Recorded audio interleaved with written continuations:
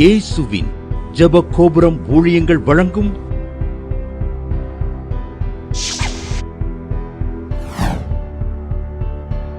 நம்பிக்கையிலே சந்தோஷமாயிருங்கள்.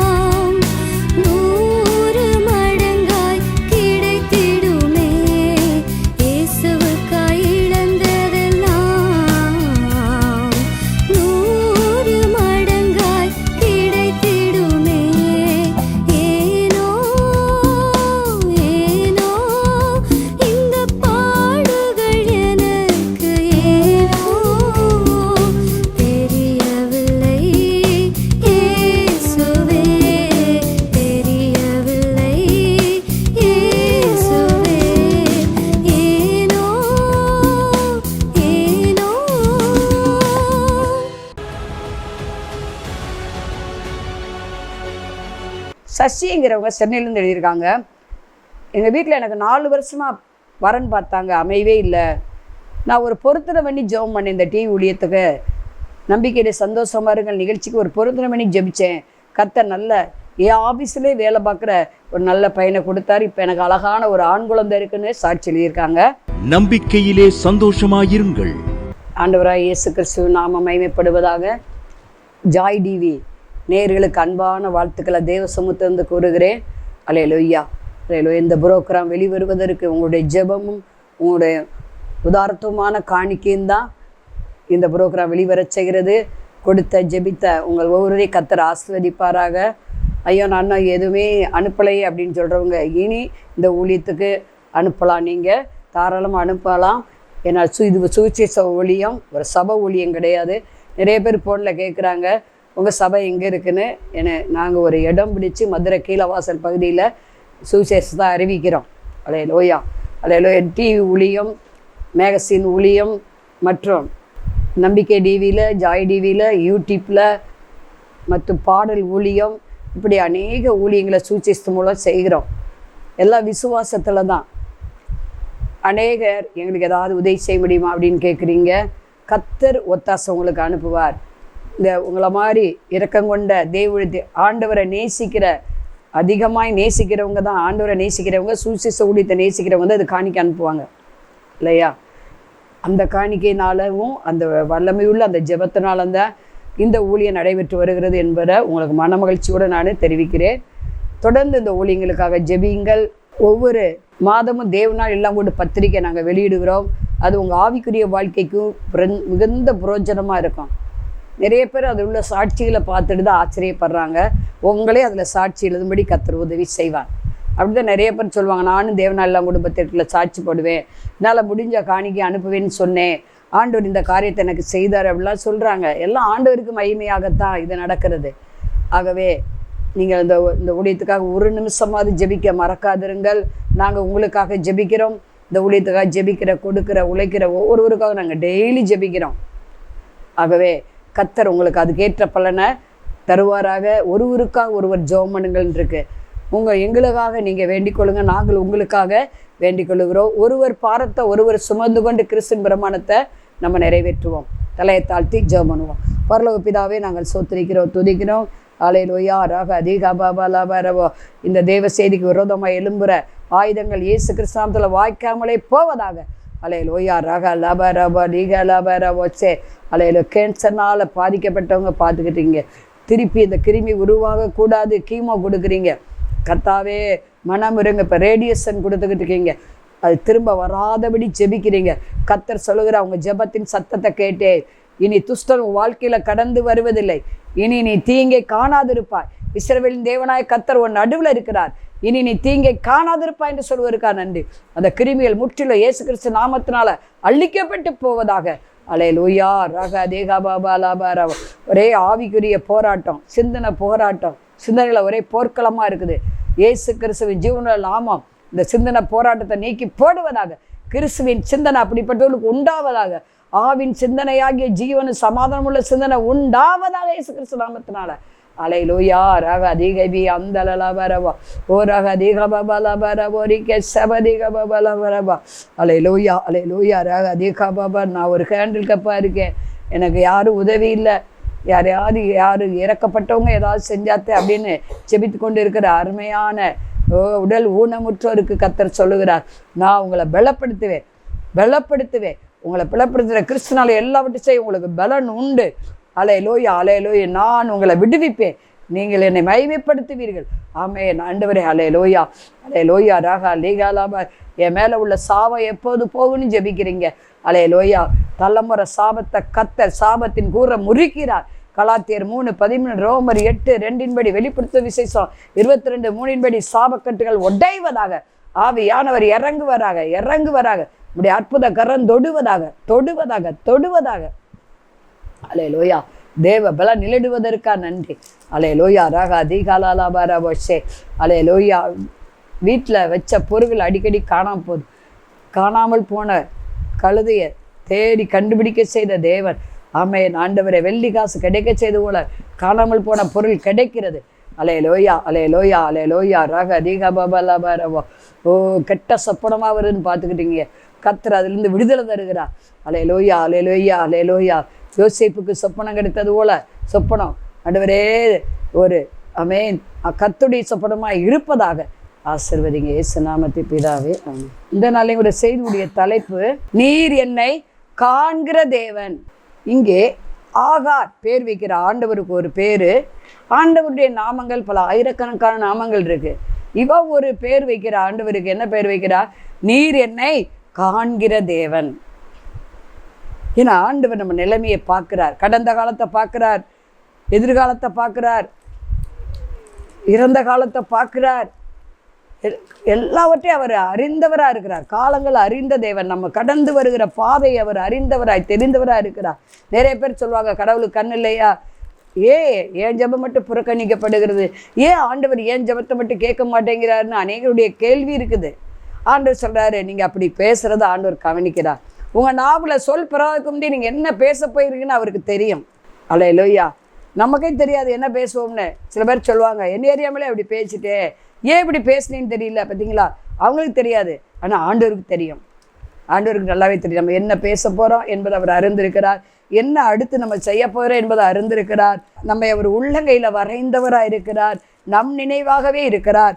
கர்த்தர் சொல்லுறார், நீ என்னால் மறக்கப்படுவது இல்லை, நீ என்னுடைய தாசனாக இருக்கிறாய், நான் எப்படி உன்னை மறப்பேன், எப்ராமே உன்னை எப்படி நான் கைவிடுவேன்னு சொல்கிறாரு ஆண்டவர்.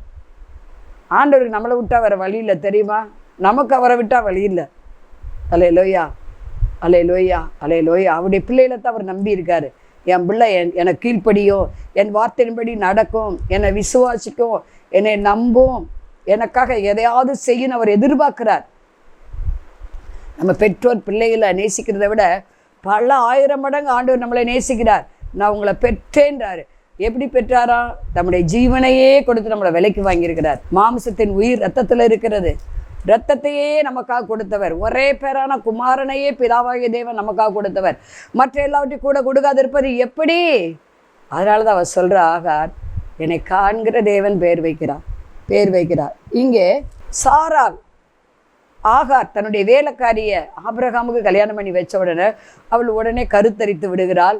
அவளுக்கு கொஞ்சம் பெருமை வந்துடுது. பெருமை உள்ளவர்களுக்கு ஆண்டவர் எப்போதுமே எதிர்த்து நிற்பார். இவர் நல்லா ஆண்டவரே எனக்கு கற்பத்துங்க நீ கொடுத்துறே உமக்கு சோத்திரன்னு சொல்லி ஆண்டவருக்குள்ளே இருந்தானா பிரச்சனை இல்லை. சாராயை ரொம்ப அற்பமாக என்றார். அப்படின்னா என்ன? ரொம்ப கேலி பண்ணுறது, பரியாசம் பண்ணுறது. போ, நீ இத்தனை வருஷம் வாழ்ந்து நீ ஒரு குழந்தை கூட உனக்கு இல்லை பாரு, எனக்கு இப்போ தான் கல்யாணம் ஆச்சு, உடனே கன்சீவ் ஆகிட்டேன். அது பெருமையாக சொல்கிறா. கற்பத்துங்கனி கத்தர் கொடுக்குற பலனுங்கிறது ஆகாருக்கு தெரியாது. அதனால் அவள் பெருமையாக சொல்கிறா. அந்த வசனமெல்லாம் அவளுக்கு தெரியாது. வசனம் தெரிஞ்சால் விசனப்பட்டிருக்க மாட்டா. சரி, அங்கே ஆபிரகாம் உடனே ஆபிரகாம்கிட்ட சாராள் குற்றம் சாட்டுகிறாள். நான் கொடுத்த அந்த அடிமைப்பெண் என்னைய அற்பமாக என்றா, என்னை மதிக்கிறது இல்லை, என்னை கேவலப்படுத்துகிறா, என்னை அவமானப்படுத்துகிறா, என்னை ஏசுகிறா, பேசுகிறா, என்னால் தாங்க முடியல. கர்த்தர் உனக்கும் எனக்கும் நியாயம் செய்வாராக நடுவுலேன்னு அவள் புருஷன்கிட்ட சொல்லும்போது உடனே ஆபிரகாம் என்ன சொல்கிறாரு, அந்த அடிமைப்பெண் உன் கருத்தில் இருக்காமா, நீ இஷ்டப்படி செய்யுமான்ட்டார். உடனே இவள் கடினமாக நடத்த ஆரம்பிச்சிட்டா. பச்சை கொடி காட்டினோன்னு என்ன பண்ணிட்டா? கடினமாக நடத்த ஆரம்பிச்சிட்டா. உடனே அவள் தாங்க முடியல. ஆகார் ஒழுங்காக பேசாமல் கர்த்தருக்கு நன்றி சொல்லிட்டு பேசாமல் இருந்திருக்கலாம் இல்லையா? அன்பாகவே இருந்திருக்கலாம். எப்பவும் போல் சாராள் தான் நமக்கு வாழ்வு கொடுத்தான்னு அவள் அந்த நன்றி உள்ளவளாக இருந்தாடா. அப்படி சாராளை என்ன செய்ய மாட்டா? கோமா பேச மாட்டா, எரிச்சல் பட மாட்டா, அவமானப்படுத்த மாட்டா, குறை சொல்ல மாட்டா, குற்றம் சொல்ல மாட்டா. ஆனால் அவள் ஆண்டவருடைய அன்பை அறியலேன்னு நினைக்கிறேன். அதனால தான் என்ன பண்ணா? விரோதமாக எழும்புனா. அதனால் வீட்டை விட்டு துரத்தப்பட்டா. அவள் வனாந்தரத்தில் என்ன செய்கிறாள்? சூருக்கு போகிற வழியிலே இருக்கிற நீரூற்றண்டையிலே கண்டு, அங்கே ஒரு நீரூற்றுருக்கு. ஏன்னா கன்சுவா வேற இருக்கா, தண்ணி தாக எடுக்கும், பசிக்கும், எல்லாம் தான் செய்யும். சூருக்கு போகிற வழின்னு எழுதப்பட்டிருக்கிறது. அங்கே அவளை தூதன் பார்க்குறாரு. ஆகாரே நீ எங்கேருந்து வருகிற? ஏன் எங்கே போகிற? நீயே கன்சுவா இருக்க, எங்கே போகிற? இந்த வெயிலுக்குள்ளே, மலைக்குள்ளே, உச்சி வெயிலில் எங்கே நீ போகிற கேட்குறாரு. யாருக்காக தூதன் அனுப்பினார் ஆண்டவர்? அங்கே ஆண்டவர் வருகிறார். தூதனுங்கிற இடத்துல ஆண்டவர் வருகிறார். ஏன் ஆண்டவர் போனார்? ஆபிரகாம் நிமித்தம் போனார். ஏன்னா ஆகார் வயிற்றுல வளருகிற வித்து ஆபிரகாமுக்குரியது. அதனால என்ன செய்கிறாரு, அவர் போய் விசாரிக்கிறார். இன்றைக்கி அநேகர் சொல்லுவாங்க, எங்கள் வீட்டுக்கார் ரட்சிக்கப்படாதனால இந்த கஷ்டம், இந்த பிரச்சனை. அநேகர் சொல்லுவாங்க, என் மனைவி ஆண்டவரை ஏற்றுக்கிறாதனால தான் இந்த ப்ராப்ளம். அவளும் கணவன் மனைவி ஒரே சாமியை கும்பிட்டா, ஒரே நல்லா ஜெபம் பண்ணால் எல்லாமே நடக்குமே அப்படின்னு நிறைய பேர் இப்படி தான் குற்றம் சாட்டுறாங்க. குற்றம் சாட்டாதீங்க. ஆபிரகாம் முகத்தை ஆண்டவர் பார்க்குறாரு, ஆகாரை பார்க்கல. ஆபிரகாம் முகத்தை ஆகாரை தேடி ஆண்டவர் வர்றாரு. எங்கே போகிற, எதுக்கு போகிற, நீ என்ன செய்யப்ப, நீ திரும்ப என்ன செய்ய, ஒரு நாச்சியார் அண்டைக்கு நீ போய் கையின் கீழே அடங்கிருங்கிறார். அவன் நான் ஓடி போகிறேன் நாச்சியாரை விட்டுன்னு சொல்லும்போது நீ அங்கேயே போய் அடங்கிருன்னு சொல்கிறாரு. ஏன்னா நான் அவனை, உன் வயிற்றில் இருக்கிற குழந்தை இஸ்மவேல் என்றால் கத்தர் கேட்டறினார் என்று அர்த்தமா. ஆகார் என்றால் பரதேசி என்ற அர்த்தம். அந்த பரதேசிக்கு பாருங்கள், ஆண்டவர் சத்தத்தை கேட்டார், கண்டார்.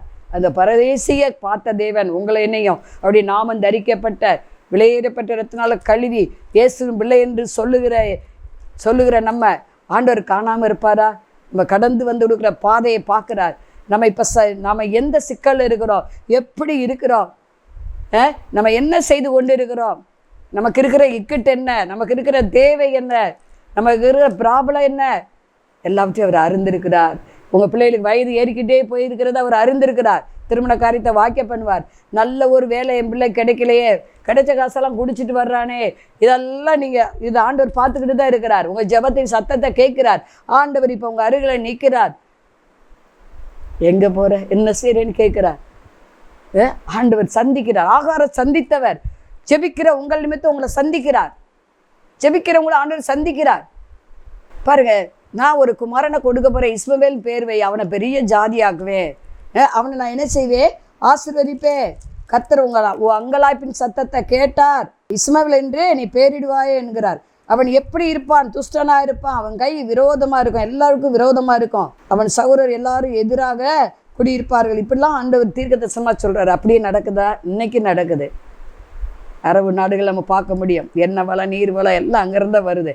அவனே ஆண்டவர் பெரிய கூட்டமாக மாற்றினாரு. உடனே அவள் என்ன சொல்கிறா, அப்பொழுது அவள் என்னை காண்பவரை நான் இவ்விடத்தில் கண்டேன் அல்லவா என்று சொல்லி தன்னுடைய பேசின கர்த்தருக்கு நீர் என்னை காண்கிற தேவன் என்று பெயர் வைத்தார். கர்த்தர் அவளை பார்த்தார், பேசினார். இதை பார்த்து கொண்டு இருக்கிற ஒவ்வொருடைய கர்த்தர் பேசி கொண்டு இருக்கிறார்.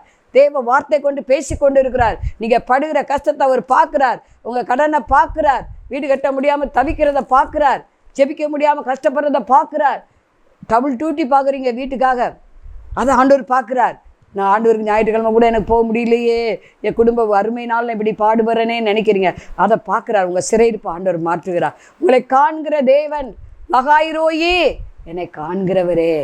உங்கள் பிரச்சனையை அவர் பார்க்காமலாம் இல்லை. கண்ணை உண்டாக்கினவர் காணாரோ, காதை உண்டாக்கினவர் கேளாரோ, இருதயத்தை உண்டாக்கினவர் உணராது இருப்பாரா? பார்த்து கொண்டு தான் இருக்கிறார். உங்களுக்கு உதவி செய்ய அவர் உங்கள் அருகிலே இருக்கிறார். அவருடைய நேரம்னு ஒன்று இருக்குது. சரியான நேரத்தில் உங்களை தூக்கி நிறுத்துவார்.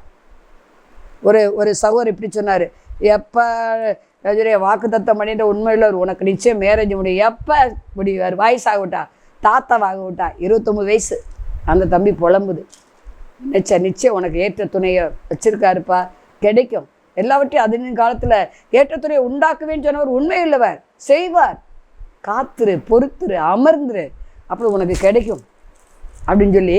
எந்த ஊர்லேருந்து வருது, நான் குறிய சொல்கிறேன், எந்த ஊரில் எப்போ நடக்கும், இதெல்லாம் ஆண்டவருக்கு தாப்பா தெரியும். காலங்கள் அவர் கருத்தில் வைத்திருக்கிறார். எங்கேருந்து வரும்னு அவருக்கு நன்றாகவே தெரியும். நம்ம வேலை வசனத்தை பிடித்து கொண்டு அப்படியே அமர்ந்திருக்கிற வேலை. கிரியை செய்கிறது கர்த்தர். இந்த ஆகார கண்டவர் உங்களை பார்க்கிறார். அவர் கண்ணீரை துடைத்தவர், வனாந்தரத்தை செழிக்க பண்ணினார். அவர் வனாந்தர வாழ்வு செழிப்பாய் மாறினது. உங்களுடைய வனாந்தர வாழ்வு கண்டிப்பாக செழிப்பாக மாறும். கற்பாறை இந்த நீரூற்ற உண்டாக்குறவர் உங்கள் வாழ்க்கையில் ஒரு நீரூற்ற காமிக்கிறார். கர்த்தர் தொடுகிறார். உங்களை காண்கிறவர்.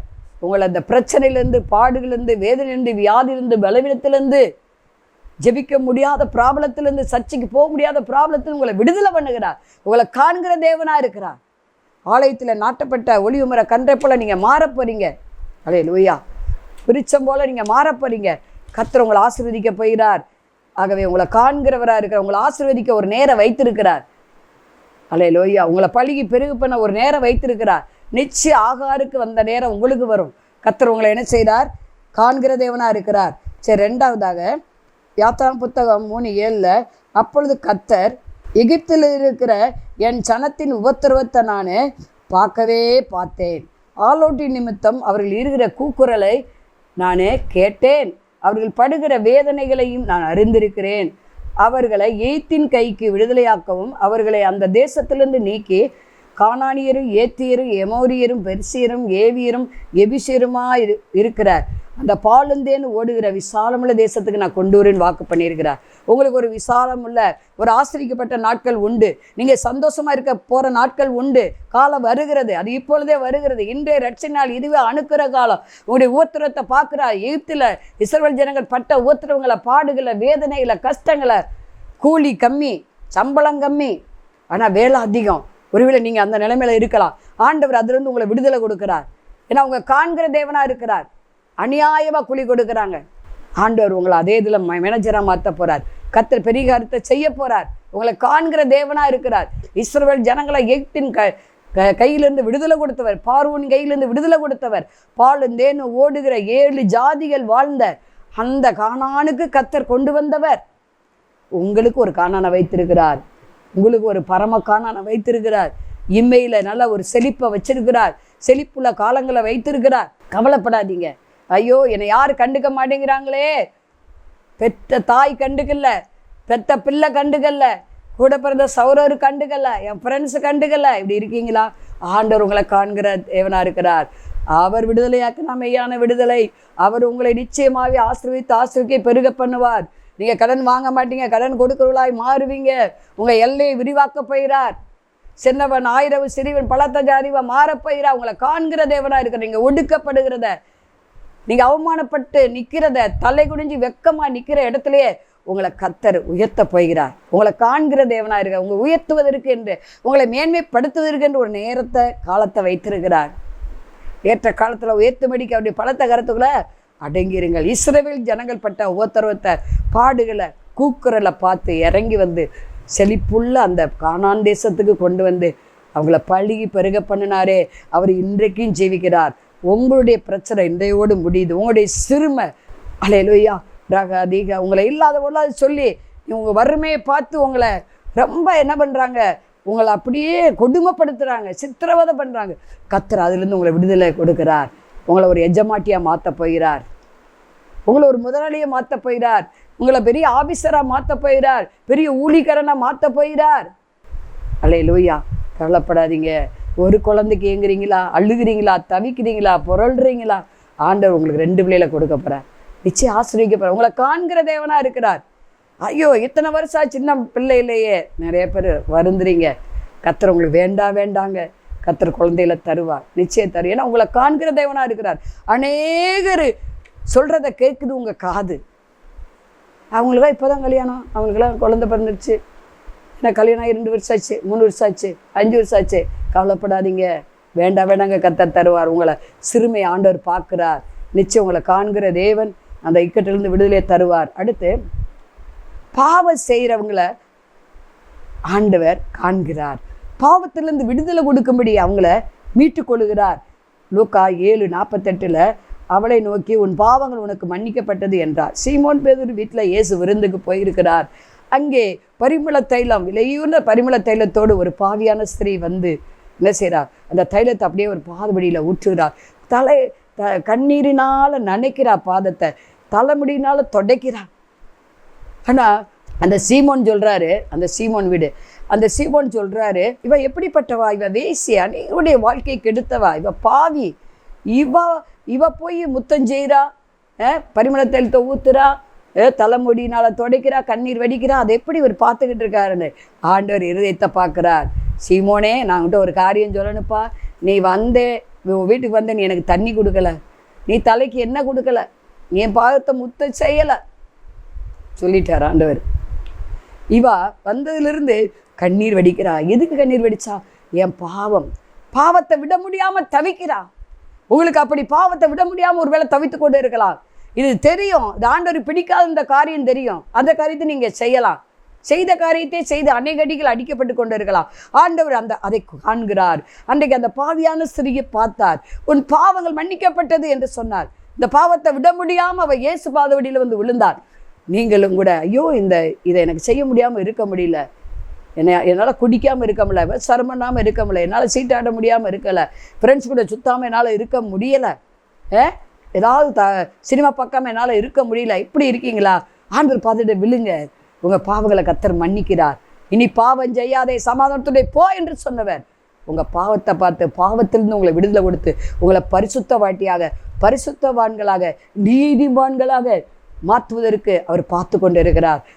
அவர் உங்களை காண்கிற தேவனாக இருக்கிறார். ஆகவே இதை கேட்டுக்கொண்டு இருக்கிற அருமையான சகோதரியை அடுத்தபடியாக எஸ்தரை பார்க்குறார் ஆண்டவர். நான் செத்தாலும் சாகிறேன்னு சொல்லி அள்ளும்பகலும் உவாசி ஜெபிக்கிறார். அதை காண்கிறார். காட்டு 127 நாட்டில் உள்ள எல்லா யூத ஜனங்களும் பாதுகாக்கப்பட்டார்கள். அவருடைய 3 நாள் உவாசமாக யூத ஜனங்களையெல்லாம் பாதுகாத்தார். இந்த தேசத்தில் உலகத்தில் அத்தனை ஜனங்களையும் ஆண்டவர் விடுவிக்க வேண்டுமானால், பாவத்திலிருந்து சாபத்திலிருந்து அக்கிரமத்திலிருந்து விடுதலையாக்க வேண்டுமானால், சூட்சமான வாழ்வு அவர்களுக்கு கிடைக்க வேண்டுமானால், நீங்கள் நானும் நம்மை வெறுத்து உவாசித்து ஜபிக்கும் போது அதை பார்த்து ஆண்டவர் ஜனங்களை தருவார்.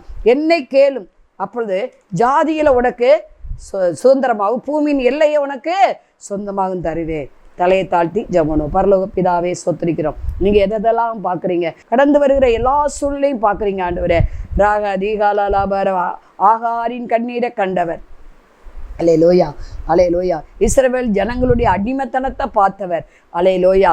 ஒரு பாவத்தை விட முடியாமல் தத்தளித்து அந்த பாவியான ஸ்திரியை பார்த்து பாவத்திலிருந்து விடுதலை கொடுத்தவர். அல்லேலூயா. இயேசுவுடைய உபவாசத்தை பார்த்து யூத குலத்துக்கே விடுதலையை கொடுத்தவர். ஆண்டவரே தகப்பனே, இதை பார்த்து கொண்டு இருக்கிறவங்களுக்கு யார் யாருக்கு என்னென்ன பிரச்சனை இருக்கோ, என்னென்ன வியாதி இருக்கோ, என்ன பலவீனம் இருக்கோ, என்னென்ன தேவைகள் இருக்கோ, என்னென்ன இக்கட்டுகள் சோதனைகள் பிசாசின் உபத்திரவங்கள் இருக்கோ, அதை பார்க்குற தேவனாக இருக்கிறீர். அவையிலிருந்து இப்போது நசரா இயேசு நாமத்தில் விடுதலை உண்டாவதாக. பாபா ராபா தீகா பாபா லாபா ராபா. திருமணம் தடைப்பட்டுக்கிட்டே இருக்கு, அதை காண்கிறார் ஆண்டவர். அல்லேலூயா, அல்லேலூயா. கிறிஸ்துமஸ்க்குள்ள திருமணம் முடிவதாக இயேசு கிறிஸ்து நாமத்தினால ஆசீர்வதிங்க. இயேசு கிறிஸ்து நாமத்தை பிதாவே. மாணவர்களே, அதிசய கல்வாரி ஊழியங்கள் மூலம் ஒவ்வொரு மாதமும் தேவனால் எல்லாம் கூடும் பத்திரிகையை நாங்கள் வெளியிடுகிறோம்.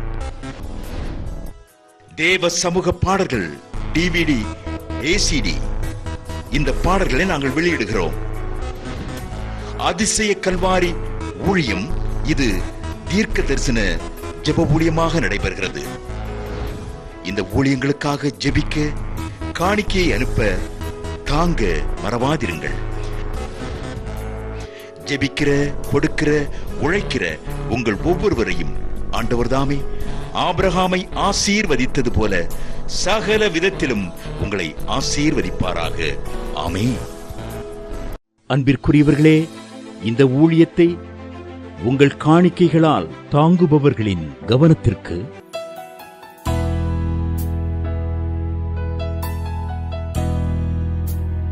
ஜிபே மூலமாகவும் நீங்கள் தாங்கும்படி உங்களை பட்சமாய் கேட்டுக்கொள்கிறோம். எங்களுடைய ஜிபே எண்ணானது 9439308550. எங்களது முகவரி சகோதரி எலிசபெத் சுந்தர்ராஜன், எண் 27, பொதிகை தெரு, குழந்தைச்சாமி நகர், வண்டியூர், மதுரை 20. செல்போன் எண்கள் 9487177765 9095328172 மற்றும் 9443930850.